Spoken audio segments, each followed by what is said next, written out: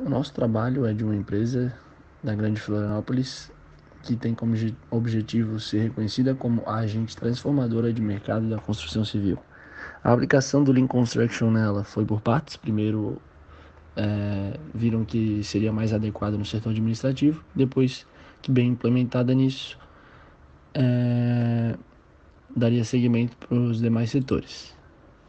O primeiro contato da empresa com essa filosofia foi numa feira na Alemanha que apresentava diversas tecnologias de ponta, e nessa feira tinham alguns gestores dessa construtora. Então, a partir disso, o grupo buscou por consultorias junto do Senai, que ofereceu materiais de apoio e treinamento toda a equipe para fazer a aplicação dos conceitos.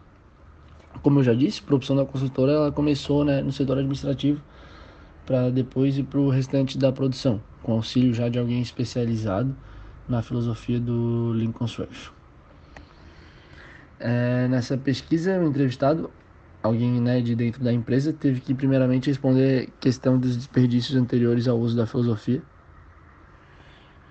Então, ele aplicou notas de 0 a 10, sendo 0 não presente e 10 totalmente presente.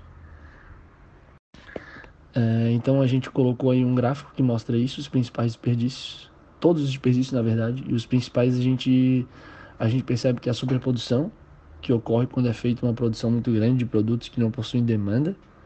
A espera, que ocorre quando o colaborador fica ocioso na produção e pode ser ocasionada por falta de matéria-prima, por exemplo. E também estoque desnecessário, que devido à falta de um planejamento melhor da execução, que acaba resultando em um estoque de excesso e no canteiro da obra.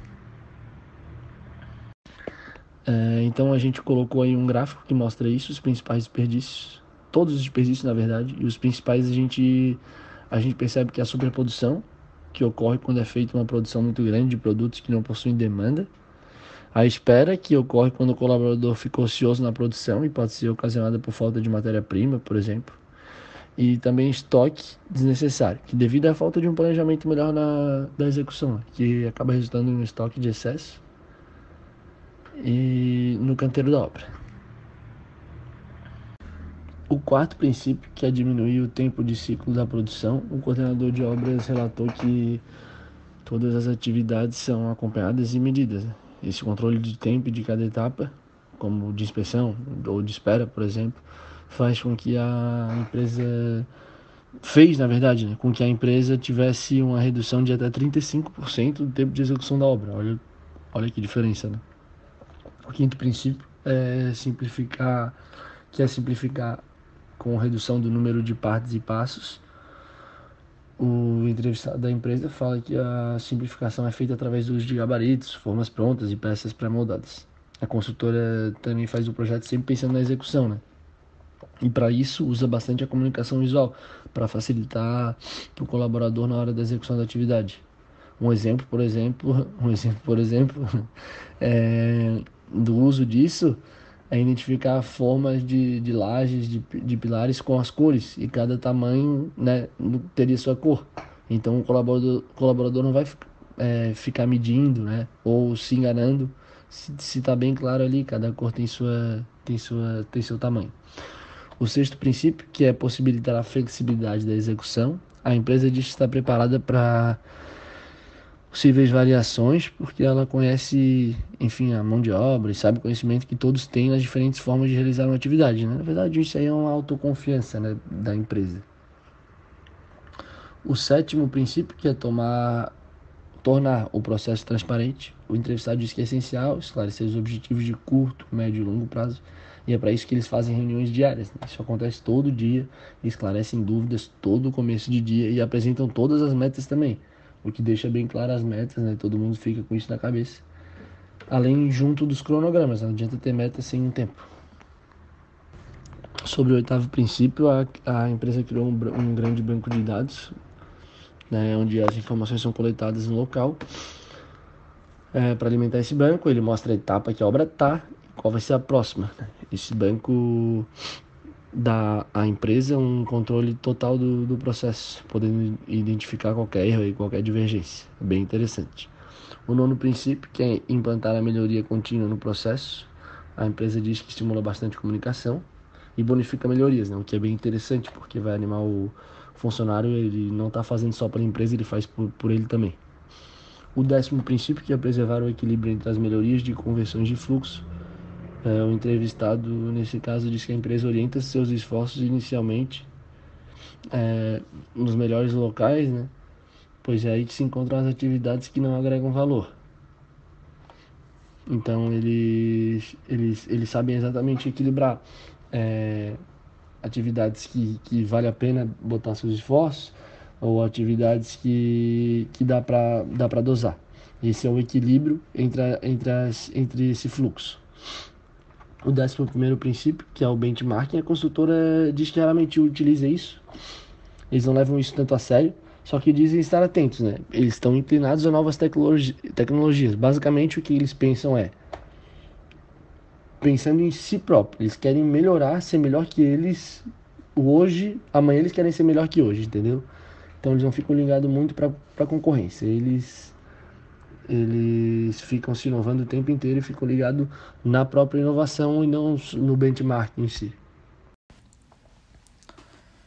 Agora eu vou falar um pouco de como foi o compromisso, ou empenho, melhor dizendo, da equipe com essa nova filosofia adotada. Então, a construtora acabou avaliando seus colaboradores de modo que todos deveriam ter sempre os mesmos objetivos dentro dessa empresa. O que eu estou tentando dizer é que se o colaborador não acreditasse na filosofia, a empresa teria então que afastá-lo. Assim, a equipe acaba que ficou sempre completamente alinhada com os objetivos da empresa e gera então um compromisso ainda maior então da gerência com a aplicação dessa nova filosofia. Sobre esse gráfico ao lado é um gráfico de engajamento e comprometimento da equipe com a nova filosofia, onde foi atribuído então o quanto de comprometimento que cada um dos colaboradores tinham junto dos 11 princípios, né?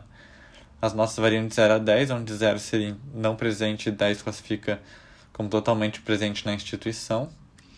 O gráfico em si apresenta um bom nível de engajamento da filosofia, porém ocorre que tiveram um pouco de dificuldade no início para implantar a filosofia, já que acaba também mudando a questão de cultura existente para os trabalhadores e também atrapalha um pouco a questão de andamento da obra, assim. Uma coisa até que o engenheiro comenta é que na filosofia em si tem como base as mudanças comportamentais, então se não tiver comprometimento, a coisa acaba que não andando.